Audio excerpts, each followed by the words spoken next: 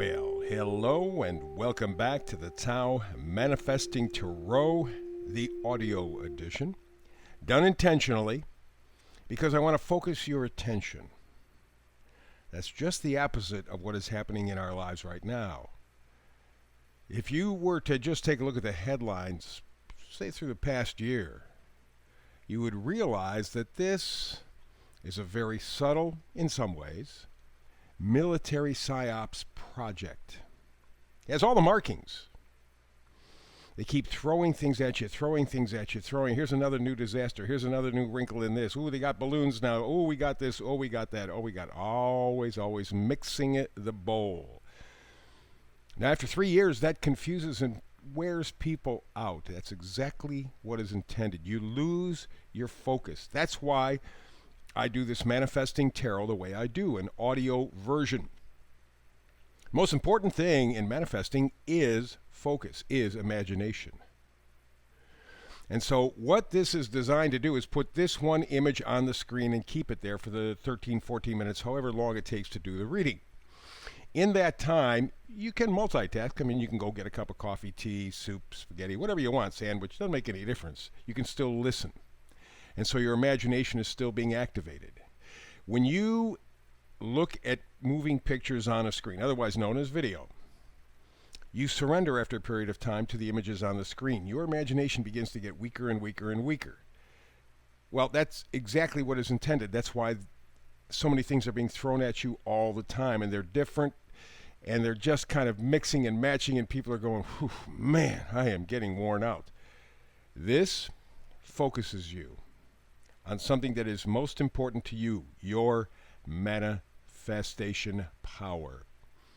And whatever I read here during this tarot reading fits everybody who's listening right now. Everybody, just differently, because we're all different.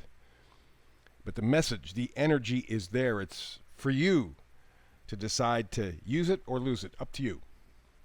So, for today, you see here on the screen 2 rows as usual. 2 middle cards from bottom row, upper row are the most important, or at least critical, let's put it that way. And so let's get into helping you manifest. Let's get into giving you more power. Alrighty. Center card, the Oracle card, up front, never-ending story. Well, you know, when I was just doing my little spiel there a moment ago, I wasn't really thinking about this because I wasn't looking at the card, but that's sort of what we've been getting. Never-ending story, just another disaster, another this, another that, another. It just keeps building up. It's almost like it's the quickening. And it's all intended to confuse you. It's all intended to wear you out. After a while, you surrender, you give up. And as you can see, looking at this, looks like a fairy. She's exhausted. I mean, she's tired. It's like, whew. And so she's sitting on this, what looks like a pedestal, but it's not. It's one of those sand clocks, I call them. What's going through the sand clock? Her heart. Her heart. And isn't that what we're all kind of going through? You know, with this never-ending story, our heart is getting beaten up to the point where for some people it's just plain numb. They don't feel it anymore. But this is the turn. If you take a look at the number of the upper right-hand corner, it's 37. 37 is 1. Beginning. Yes, I know it has been a never-ending story, and it will go on like this, I suspect, for a while. But with any luck, so will you. And it's time to change that never-ending story. All the way on the left-hand side, front row, 2 of Swords. How does that happen? Well, you begin to get out of the never-ending story cycle by changing your thinking. 2s are always decisions. 2 of Swords is kind of a stalemate. You're blocking your emotions. You see the hands crossed against the chest where the heart is, blocking it. You see the crescent moon up top, intuition, a lot of emotion there with water. So what's happening is you have so many thoughts that conflict that you're just stuck. It's kind of like that original picture, the never-ending story with the heart in the little time thing, right? You're kind of getting detached from your heart. You're avoiding the truth. You're blocking emotions. And this indecision on your part is what creates the never-ending story. You can get off this ride anytime you want. You can go to your Four of Wands anytime you want, but you have to want to. And as I was mentioning the Four of Wands, the 1111 card, it's harmony, celebration, excitement, stability, partnership with yourself first, so that you can be a partner to other people. I say this a lot because, first of all, it's a manifesting reading, okay? But secondly, I cannot emphasize enough, and I'm talking to myself when I am doing these things here. You know, it all begins with you. You need to get yourself focused. You need to get yourself straight. You need to get yourself strong. And you do that by appreciating yourself. I say love. Some people will go, well, it's not good. It's narcissism to love yourself. Not that kind of love. Narcissism is self-hate. That's a whole different ball game. But let's just use another idea. Let's value yourself, value your life, value your contribution. And the Four of Wands is perfectly matched, blended enthusiasm, excitement, and possibility. That's what you're looking for. But to do that, Two of Swords, you got to make a decision. And we have the Three of Pentacles here. Three of Pentacles is teamwork. Okay? Teamwork. I always, or most often, I'm not going to say always, but most often in a reading where we're focusing on your manifesting, I always take the Three of Pentacles, because Pentacles are values, the things we value. Blending the mind, body, spirit. Getting them to work together, not self-destructing. Because we all have, by the way that we were raised, we all have this capacity for self-destruction. And we exercise it regularly, myself included. The Three of Pentacles says, no, you are blending mind, body, and spirit. Your value system is strong. It's unified. Ooh, and when you do that, guess what? You can use the Two of Swords. You can make a decision. You can find your happy place with the Four of Wands. Ooh, yeah. But that means you got to walk away. And that's the Five of Pentacles. These people walking away in the snow, I think in the Rider-Waite, it looks like it's a church. And you would expect that that was the case, being that tarot came up from the Middle Ages, if not earlier. So, okay, here they are, as you can see, not in the best of shape. And yet they're walking past some building with the lights on. At the very least, they're going to find warmth, some comfort. Maybe even they'll find something to eat. But they're choosing to walk right past it. Now, the question is why? Do they not feel worthy? I think that's true for a lot of us. Nah, that stuff doesn't happen to me. I don't really have it together. So that's the way you've been conditioned. Your value, your self-worth has been diminished. But there's also another little spin on this story. They're deciding that those values, those pentacles on the window, are not their values anymore. Oh, yes, it looks attractive. Oh, yeah, there could be some warmth, maybe even food, some shelter. But it's not real. We've played that game and lost. We're going to walk past.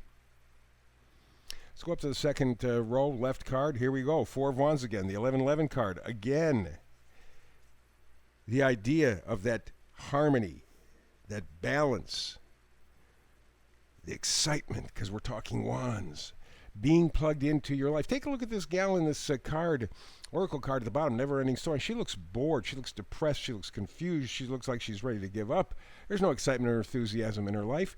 But here you have two Four of Pentacles in the same reading. That's important. Really, really, really important. You can get to this place. You can get to this spot, but you got to use the Two of Swords energy. You got to make a decision. You got to unite your mind, body, spirit, and decide to walk away from your old value system with the Five of Pentacles.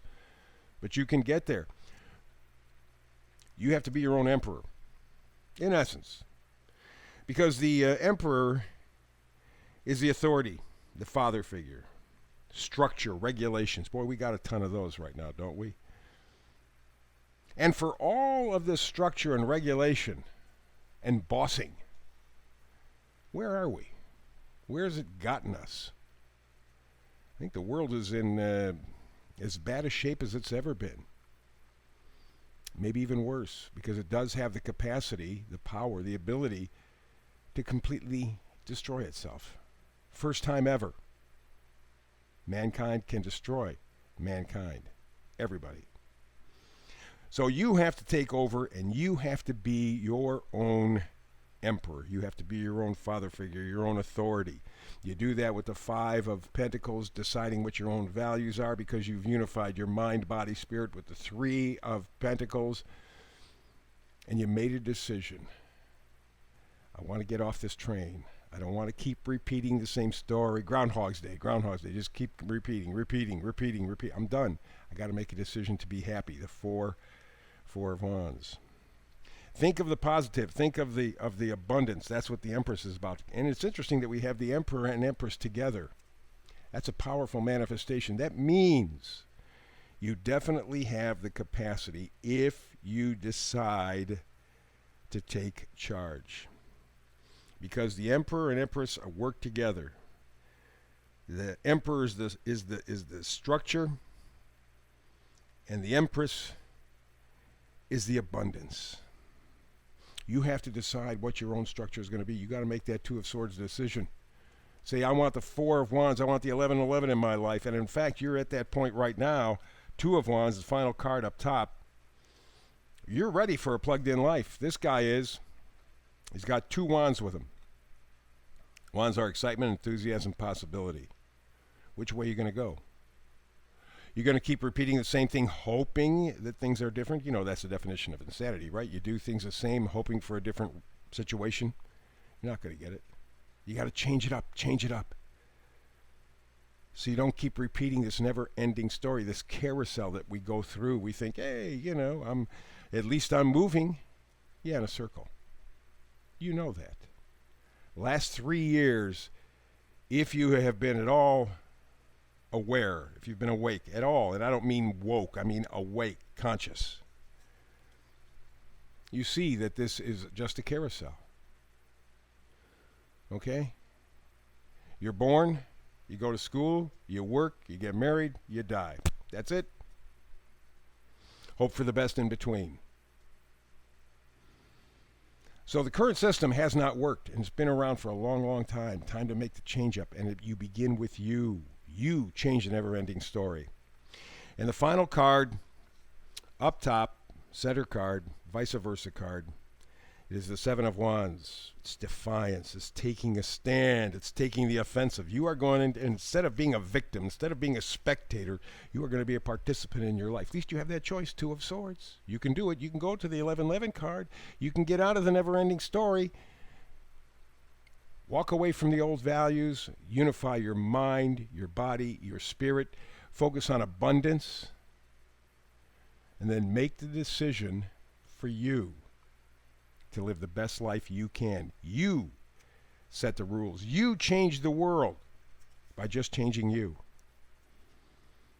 Don't do the old rinse and repeat thing, Get out of the never-ending story. It is your choice. You can do this. Start small.